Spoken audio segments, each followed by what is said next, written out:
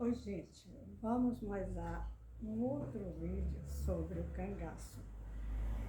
Lembrando que amanhã, domingo, nós vamos ter a primeira live que o Rico Inglês vai fazer.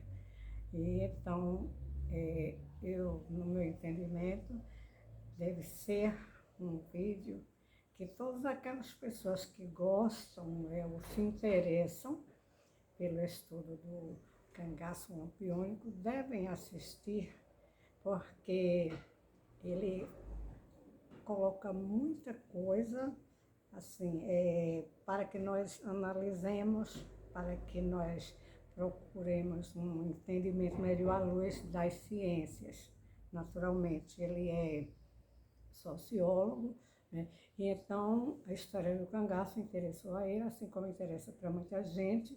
Existem inclusive pessoas aí fazendo rota do cangaço, e é preciso que nós entendamos que é história, que foi um fato, né? O cangaço não começou com o virgulino, o vulgo Lampião, mas ele tem aparecido com mais frequência, ou praticamente é um dos que, digamos assim, é o rei do cangaço, né? Então, o cangaço e os fatos históricos, eles têm que ser testados, né? E então, as pessoas precisam analisar à luz das ciências, né? Porque nada resiste às ciências. Nada resiste às ciências. Isso é comprovado, né? E os estudos acadêmicos, eles são exatamente, tomam por base o fato e é analisado à luz das ciências. Tanto que eu vou lembrar de uma pessoa que questionava bastante essas coisas assim, porque tem uma casa mal assombrada, porque o vidro quebrou sozinho, né?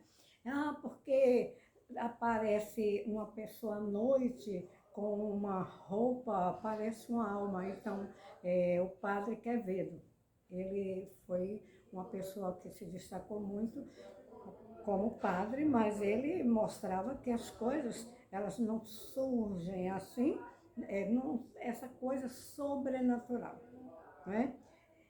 Também um outro que desvendou muita coisa, que nós sabemos que existem as pessoas que fazem mágicas, né? E você tem certeza que um elefante desaparece, que aparece uma pombinha do chapéu, de uma, digamos, do nada surge uma coisa, mas a gente sabe que são truques, né? Então tinha o Mister M, que também foi uma pessoa que muito mostrou as coisas, como é fácil de enganar, né? Aquela coisa assim, você tem aquela visão, né? E o mágico, ele é treinado para isso, ele faz, digamos assim, uma coisa sumir, aparecer, mas tudo isso é arte também, né? Já no caso do cangaço, foi um fato, né? E ontem eu assisti mais a outro vídeo do canal Literatura no Cangaço, né? O senhor Robério é um dos que estuda o cangaço e estava mostrando umas cabeças, dizendo: você está vendo que essa é a cabeça da Maria Bonita? Né? Ele nem falou Maria de Ideia, Maria Oliveira. Né? Aí ele mostra duas cabeças e compara. Como assim?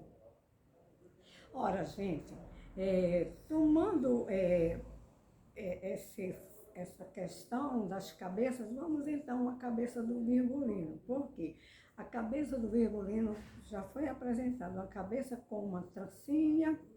Essa é a cabeça do virgulino.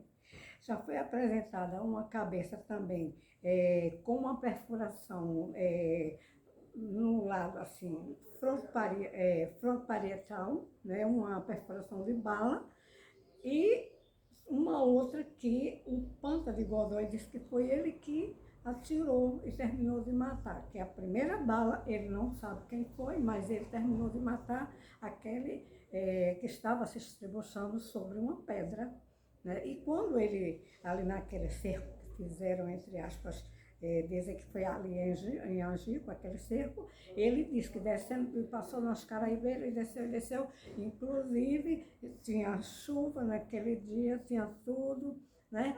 E então ele disse que encontrou aquele corpo se debatendo sobre a pedra e ele terminou de matar. Ele disse isso.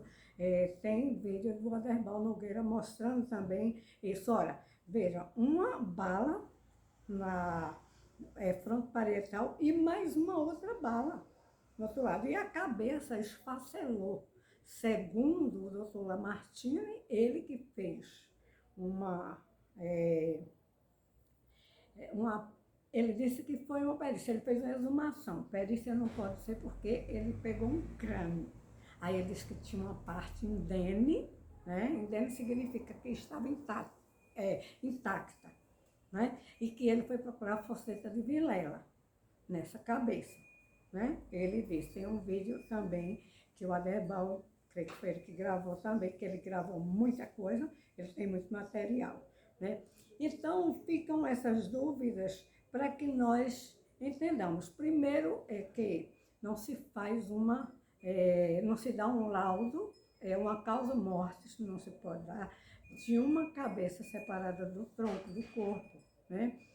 Segundo, que depois daquela chacina, cortaram as cabeças de várias pessoas, dizem que 11, aliás, desculpa aí, 11 cangaceiros, no meio havia um soldado, que era o Adrião, e aquelas cabeças foram separadas do corpo, deixaram os corpos lá aos urubus, e os urubus fizeram a festa, cobriram com terra, passou uns 2 dias ou 3, segundo contam a história, que Melquiades da Rocha foi lá e fotografou, e muita gente já tapando o nariz por conta da podridão. Então, esses ossos já deviam estar muito inchados, esses corpos, né? As cabeças, as 11 cabeças, foram postas numa canoa, depois colocaram em 11 latas, cada cabeça numa lata de querosene, né, com sal e cal. Portanto, gente, essas cabeças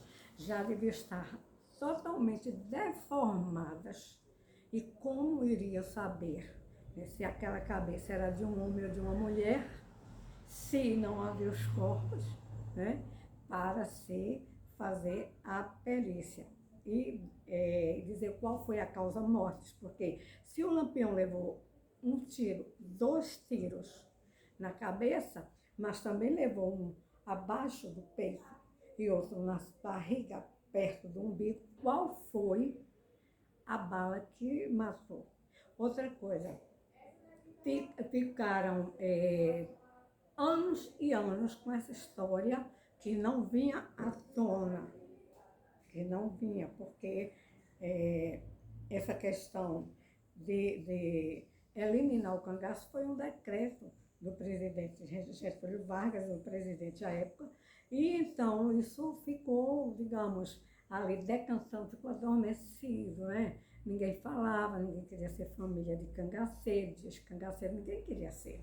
Depois começaram a aparecer as pessoas interessadas e apareceu uma Cristina da Mata, que era uma paulistana, né?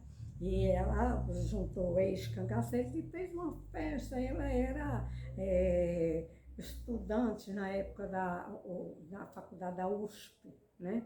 E então ela queria defender uma tese e também queria aprender tática de guerrilha, uma coisa altamente contraditório, porque Lampião não era guerrilheiro, ele não fazia guerra. Lampião era um psicopata, né?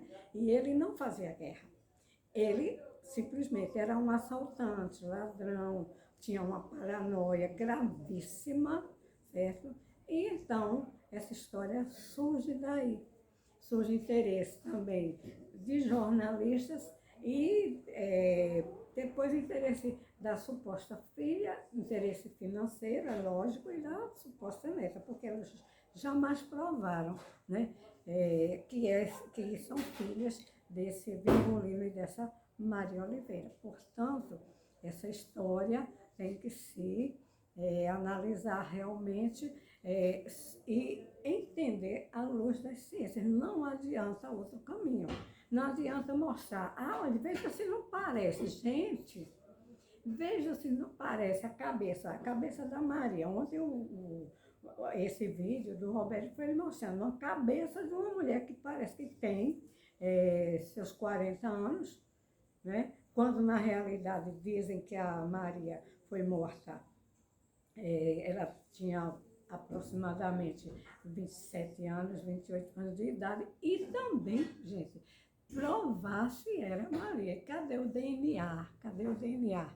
Que a suposta filha, a suposta neta, dizem que elas guardaram em casa as cabeças. Outra coisa, como que se pode exumar corpo ou cabeça, né, de um ser humano sem autorização judicial? Como assim? Não sei se elas têm, né? Porque é crime violar túmulo. E de onde elas arrancaram, onde o doutor Lamartine retirou aquela cabeça, e onde que fim deram as cabeças? Essas cabeças precisam aparecer, porque ela não se diluiu, o osso não se desmancha assim, a não ser, pode estar fragmentado e tudo, mas não se desmancha, né? Nem eu creio que alguma substância química não desmancha um osso, eu creio, né? Não tenho certeza, né? Então é preciso que nós saibamos disso. Então amanhã vocês assistam ao vídeo, a live do Rico Inglês. Se quiser também dar o like para mim, pode dar, sabe por quê? Porque ele diz que o YouTube ele só apresenta mais as matérias que as pessoas dão um like. Não é para receber dinheiro, gente. É porque nós vamos colocar mais vídeos para que nós entendamos isso, porque historiador de brincadeira tem aparecido bastante, né? Estudiosos de brincadeira também, e quem pega uma máquina fotográfica e sai fotografando as coisas por aí, inventando barbáries, coisas que não passam na cabeça de quem tem um certo conhecimento, não vai passar. Então, vejamos amanhã, assistamos a live do Rico Inglês, tá? Vai ser 18 horas, domingo às 18 horas da manhã.